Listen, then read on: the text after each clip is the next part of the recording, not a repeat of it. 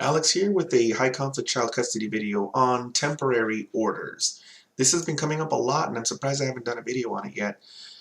Temporary orders are a humongous point of contention in child custody cases. I think the reason is because it seems, okay, so somebody will institute some kind of child custody proceeding or a divorce proceeding, and then at the first hearing, the judge has to enter some kind of temporary order because the trial's not going to happen for like 6 to 9 months, maybe even longer. And in the interim, the parties need some kind of basic rule structure for how they're going to exercise custody and visitation in the meantime. And 6 to 9 months to a judge is not a long time. It's kind of just the normal amount of time. It's just average to them. It might be to them 3 or 4 weeks, you know, an equivalent of 3 or 4 weeks in waiting in any other kind of situation in life. Whereas to, you know, the average person, not seeing your kids for even like 3 days feels like 3 years. It's just, you just get frantic and panicked, and that giant disconnect is where people really trip over temporary orders. Temporary orders are the worst and, in a way, the best thing, because I'm just going into it. The worst thing about temporary orders is you cannot appeal them, at least not in Nevada. They've specifically stated in case law that temporary orders are unappealable. So you can't even challenge them by appeal. In theory, you could challenge them by writ petition.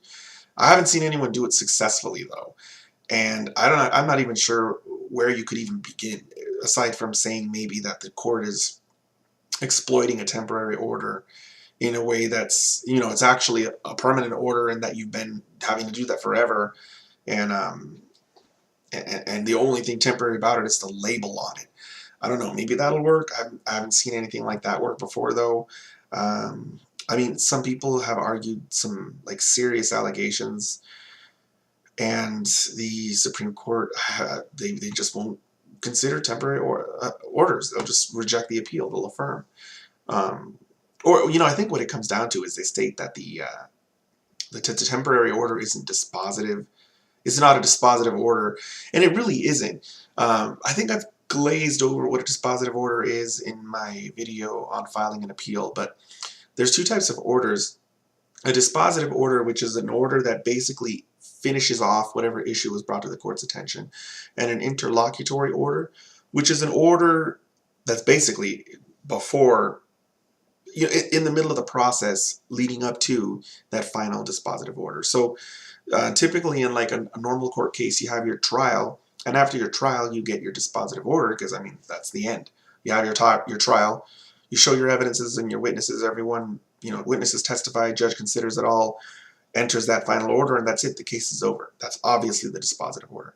All the orders that are being entered up until then, and so you're going to have scheduling orders, any kind of motions that were filed that need to be resolved. All of those are interlocutory because it's not resolving the case. The case is still open.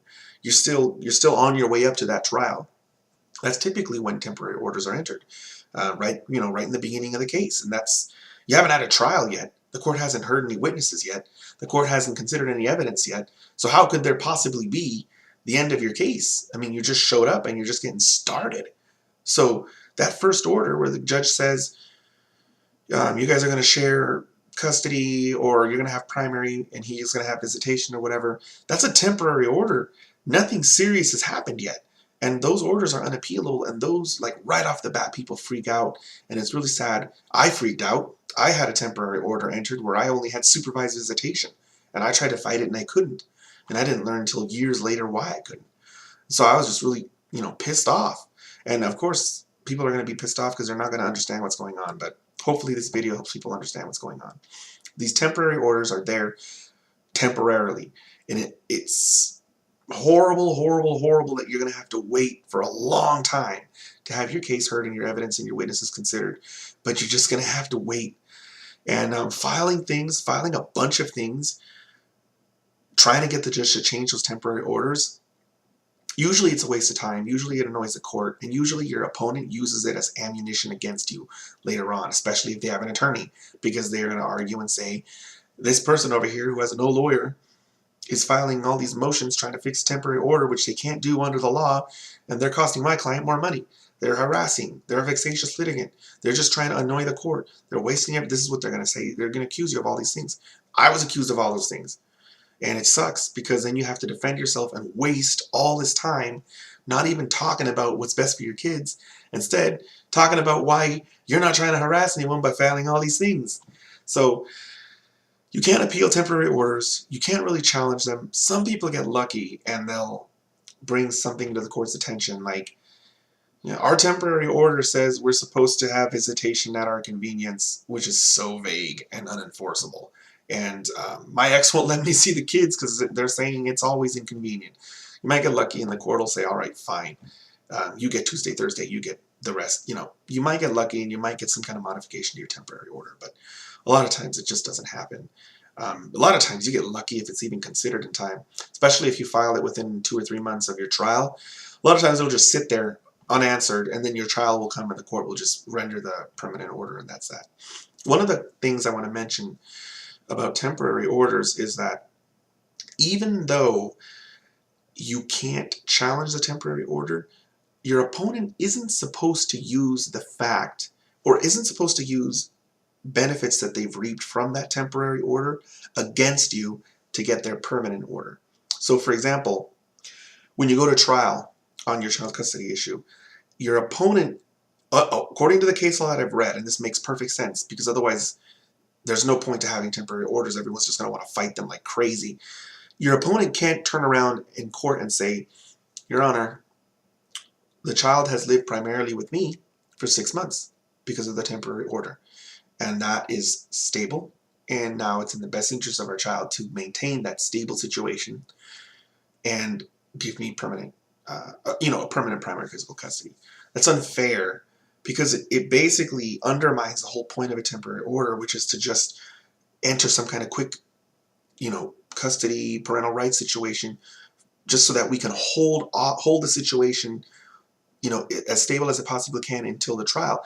If you allow someone to do that, then the temporary order becomes the battle. Then there's no point in having a trial because whoever gets the temporary custody is just going to argue in court, yeah, let's just maintain stability of the kids. Since I've had temporary custody, I should get permanent custody. That, according to what I've read, is not allowed, and it makes perfect sense that that's not allowed. But I understand people have paranoia about that, and if I can't really remember clearly for 100% sure, for 100% sure, but I think that in my child custody case, I vaguely recall my ex's attorney actually trying to do that. So the lawyers that are doing that need to knock it off because they're just adding to this whole panic that the temporary order is going to basically decide the whole case, which it should not be doing. I've seen mostly, I've seen a lot of cases, but I can't say for sure if I've seen this being abused.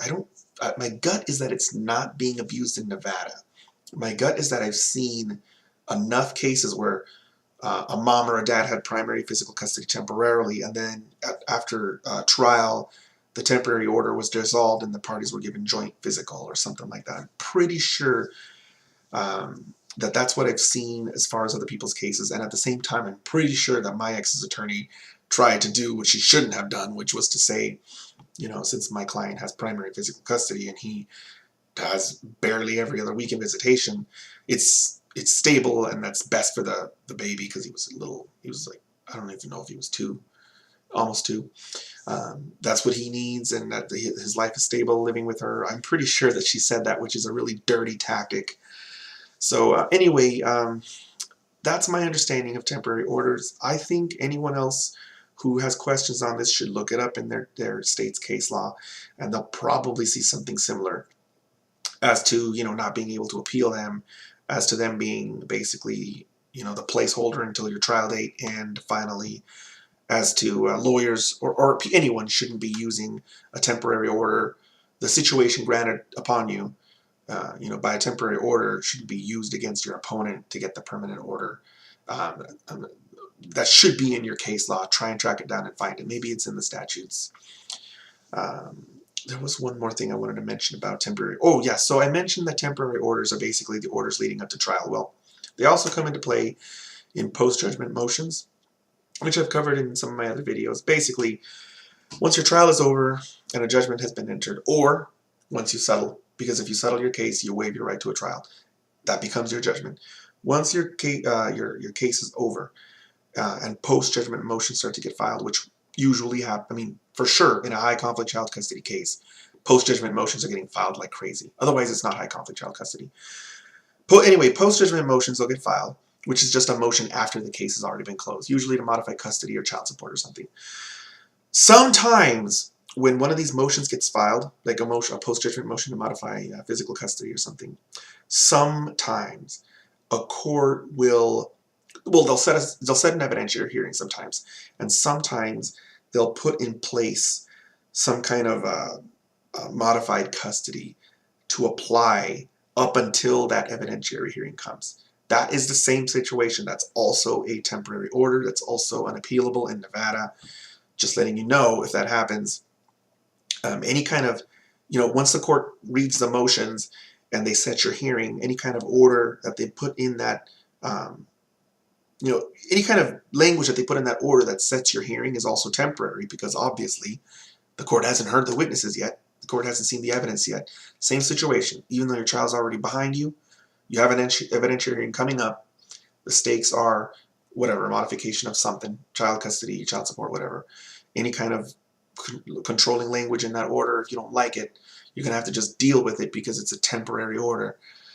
So unless you want to challenge it by writ petition, which if anyone does that and wins, please send me a copy of that, because that's pretty cool that you could pull that off. I haven't seen anyone do that before. Anyway, with that, I'm going to go ahead and end this video.